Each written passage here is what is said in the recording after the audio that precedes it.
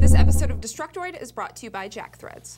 Coming up on Destructoid, we've got our Serious Sam 3 BFE impressions and a whole list of things to be thankful for, so saddle up and stay tuned.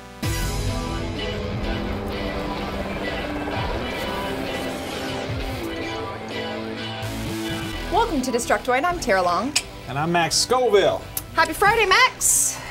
Yeah. How was your Thanksgiving? My Thanksgiving was awesome. In the past or future or something. We're taping this on Wednesday right now because we're taking the rest of the week off, so it's weird pretending we're in the future. We'll address that later, though. Hopefully all of us had a good Thanksgiving. Yes.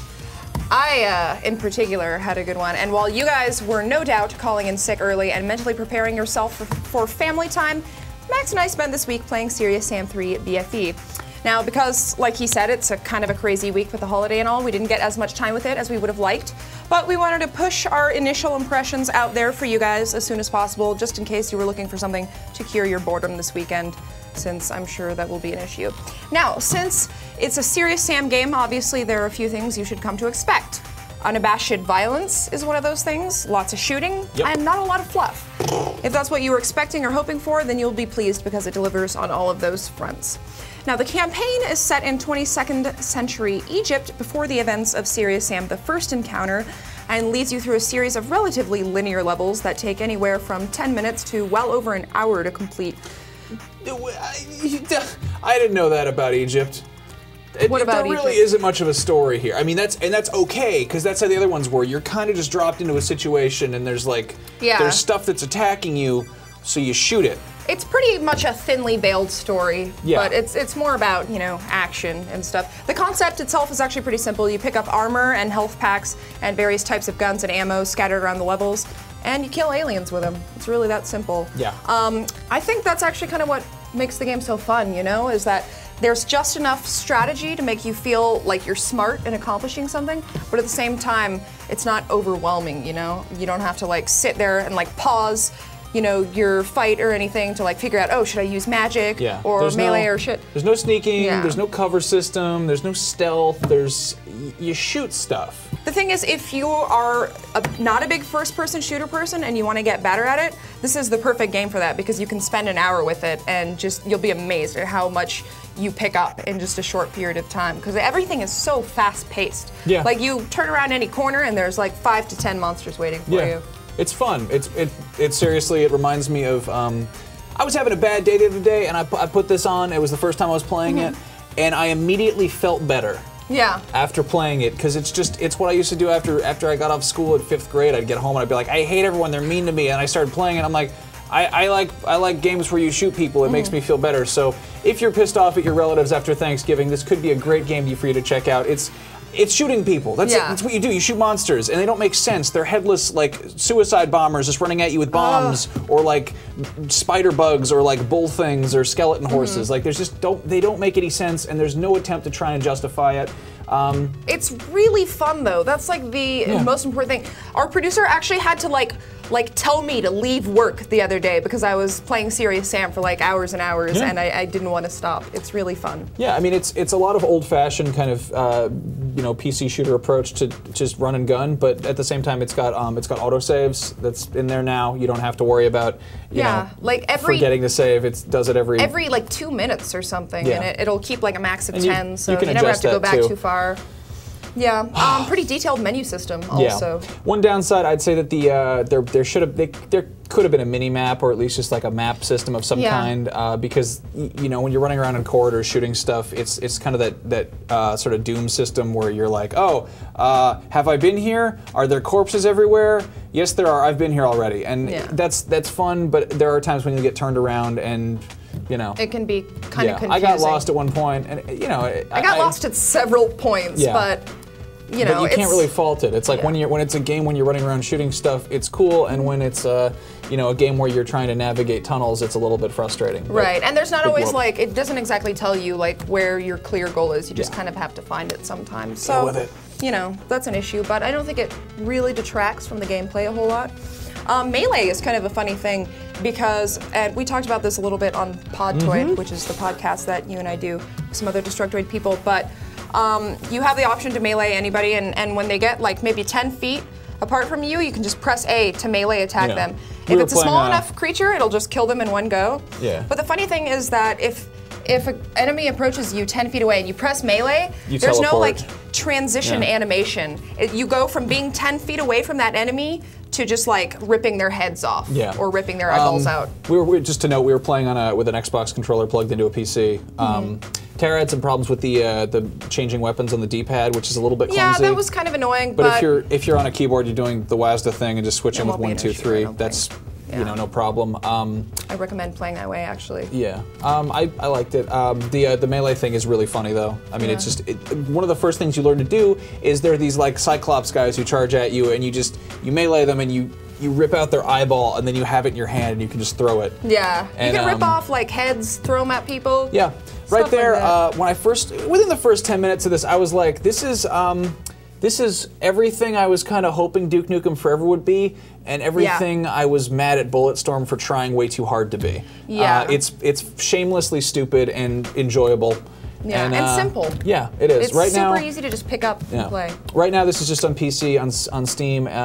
There was a hint, Fork Parker, Devolver Digital's CFO, said on Twitter that maybe, something maybe about a Mac, Mac version. He tweeted, think different, winky face. That would be cool. It's also coming to consoles, PS3 and 360. Somewhere down the road, they don't have a release date for that yet, but that's even though we didn't get to check out the multiplayer, which is obviously a huge part of this game, I'm sure we'll be talking about that next week on the show or something. This is the kind of thing we're making our episode for it now, but we want to come back and play more of it. Exactly. They sent us a bottle of vodka, and I think we should do something with that where we have a drinking contest involving Serious Sam. But they also sent us 8 codes. Also. This is true. We're going to be giving away some stuff for this game. It's fun. It's stupid. It's cheap. It's I don't know what you want from a first-person shooter, but yeah, it's good old-fashioned. That's pretty much a good sum up, I'd say. Incredibly enjoyable, not without its problems, but still super fun. Yeah. Why don't we take a second to thank our sponsor, and then we'll be back with a little something special. A little something, yeah. Okay. Only suckers play full price for clothes, and if you love alternative apparel brands like Kid Robot, Hurley, and Stussy, but hate wasting all your cash on them, listen up right now. You can score these premium brands at up to 80% off every day. There's a new invite-only shopping club just for guys called Jack Threads, and they serve up street, skate, and surfwear brands at prices that will melt the inside of your brain. There's a wait list to join, but if you head to jackthreads.com/destruct, you will get instant access to all the killer hookups right now. And you'll be supporting the show. Yeah, I got this jacket there. It's a members-only jacket. I've wanted a members-only jacket for years and years now, and now I feel like I am in the 80s. So, I like the color. I told you that earlier. Yeah, she did. Very dashing. Tara Long will compliment your clothes. Anyway. So, because we recorded this episode ahead of time, we can't talk about news or anything timely like that because the future does not exist yet, as far as I know. So we thought we'd keep it pretty short and simple and just give a small list of things that we're thankful for this year. I will start by saying that I am thankful for variety in gaming. I know there's kind of a new thing now where it's cool to insult stuff like Modern Warfare because, it's like the highest grossing game and people, complain about that and that there's no ingenuity or innovation in games anymore. Not true, you guys. Take the month of November, for example. We saw the release of no less than 7 AAA titles within a period of just 4 weeks, and it wasn't all shooting helicopters and patting dudes on the asses, although there was some of that too. We had games about all sorts of stuff, from Italian assassins to Italian plumbers, from tiny blue hedgehogs to giant purple dildos. We had games about stabbing dragons in the ass and games about handsome men standing around in the desert.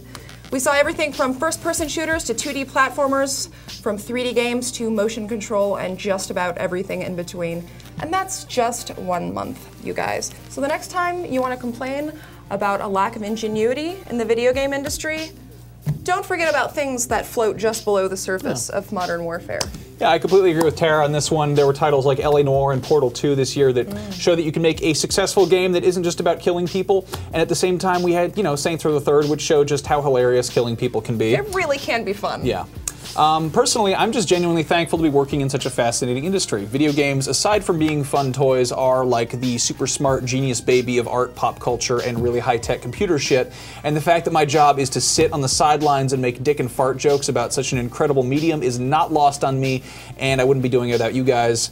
I don't mean to get all corny, but I started doing this job just shy of 11 months ago, and we've increased our audience like tenfold, and you guys have gone from saying, "Who is this asshole? Bring back Holmes," to "Max, show us your tits," which is cool, I guess. That's how you know you've made it, Max. Yeah, but anyway, thank you guys for watching, and honestly, not a day goes by where I am not grateful for this ridiculous job.